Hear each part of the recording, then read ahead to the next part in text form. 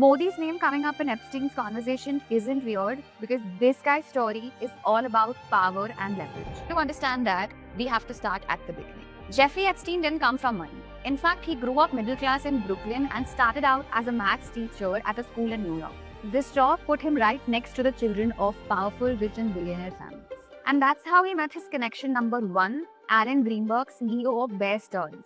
Through Greenberg, Epstein entered Wall Street. He became an options trader in no time and suddenly he had billionaire contacts and clients. Later, somehow he got fired, but by then his job didn't matter because he already had access.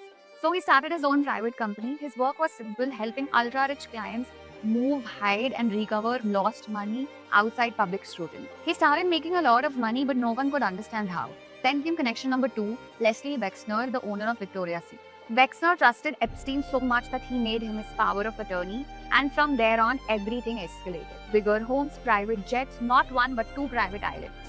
His properties became a party hub for powerful people. And when you're dealing with powerful people, you need immunity, and Epstein understood that. So he wired his homes with hidden cameras, recorded everything that happened, and kept leverage of his own. And then came connection number three, Ghislaine Maxwell, Epstein's girlfriend who helped him turn these parties criminal. She supplied young girls under the excuse of massages who were later abused. In 2008, Epstein was finally arrested, but there was no real trial. He got a secret deal with the US DOJ where he served for roughly 13 months, leaving jail 6 days a week, working from his luxury private office and returning only to sleep. He was back on the streets and the story would have ended there, but one person refused to let it stay buried. Julia K. Brown.